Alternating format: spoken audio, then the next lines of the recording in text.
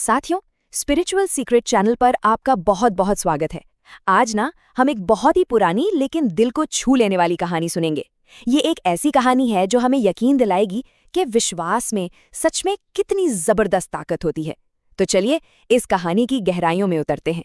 तो ये कहानी है सुप्रिया नाम की एक लड़की की। एक बिल्कुल साधारण सी लड़की जिसने एक भयानक अकाल के दौर में वो कर दिखाया जो बड़े बड़े अमीर और ताकतवर लोग भी नहीं कर सके। ये कहानी है श्रावस्ती शहर में उसके उस इनक्रेडिबल अविश्वसनीय संघर्ष की। चलिए थोड़ा उस समय में चलते हैं। ये बात तब की है जब भगवान बुद्ध के समय में श्रावस्ती शहर पर एक बहुत बड़ी मुसीबत आ पड़ी थी। एक ऐसा भयानक अकाल जिसने पूरे के पूरे शहर को जैसे निराशा के अंधेरे में ही डुबो दिया था। हालात इतने खराब हो गए थे कि जिन लोगों के पास पैसा था, साधन थे, उन्होंने अपने घरों के दरवाजे बंद कर लिए थे। अनाज और कपड़े सब अंदर, भंडारों में बंद। उनके भंडार तो भरे थे, लेकिन आप जानते हैं, उनके दिल वो पूरी तरह से बंद हो चुके थे। पूरे शहर में बस डर और खुदगर्जी का माहौल था। कोई किसी की मदद नहीं करना चाहता था। हर कोई बस ये सोच रहा था कि किसी तरह मेरी जान बच जाए। ऐसा लग रहा था मानो इंसानियत कहीं खो ही गई हो। अब ऐसे में इतने मुश्किल और निराशा भरे माहौल में ये सवाल तो उठना ही था कि आखिर इस घने अंधेरे में उम्मीद का एक छोटा सा दिया कौन जलाएगा, कौन बनेगा वो एक आशा की किरण। और बस यहीं पर कहानी में एंट्री होती है सुप्रिया की। एक अच्छे घर की लड़की जो अपने शहर के लोगों को इस तरह भूख से तड़पते हुए नहीं देख पा रही थी। उसने मन में ठान लिया कि वो चुपचाप ये सब नहीं देखेगी। और पता है, सुप्रिया ने ये प्रण किसी और के सामने नहीं बल्कि खुद भगवान बुद्ध के सामने लिया था। उसने प्रतिज्ञा की कि वो अकेले ही पूरे राज्य का पेट भरेगी। जरा सोचिए, एक अकेली लड़की और इतना बड़ा, इतना हिम्मत वाला फैसला। उसका प्लान बहुत सीधा साधा था। उसने किसी बड़ी सेना या बहुत सारे धन का इंतजार नहीं किया। वो बस एक भिक्षा का पात्र लेकर निकल पड़ी, घर घर जाकर अन्न और कपड़े मांगने। उसकी असली पूंजी क्या थी पता है? बस उसका अटूट विश्वास और सच्ची लगन। और यहीं से कहानी में कमाल का मोड़ आता है।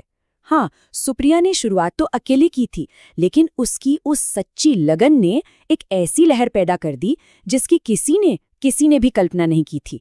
सुप्रिया को जब लोगों ने देखा बिना थके, निस्वार्थ भाव से कोशिश करते हुए, तो जो लोग डर और स्वार्थ में डूबे थे ना, उनके दिल भी पिघलने लगे।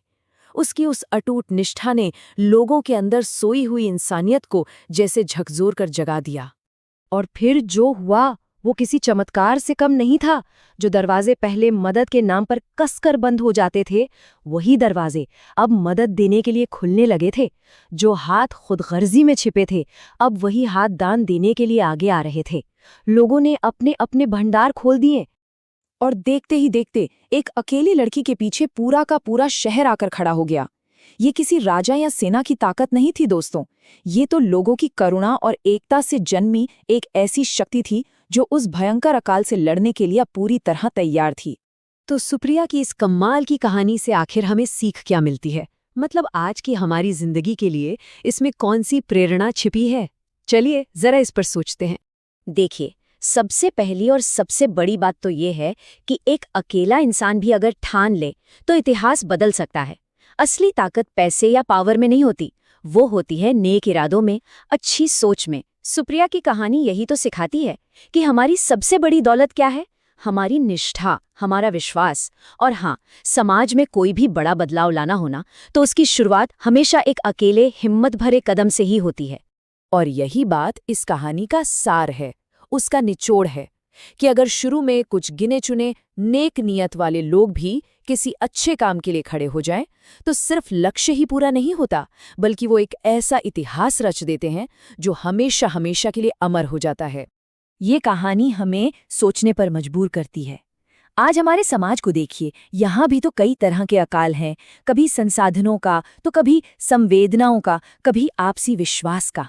तो सवाल ये है कि हम और आप अपने समाज में सुप्रिया की उस भावना को, उस जज्बे को कैसे जिंदा कर सकते हैं?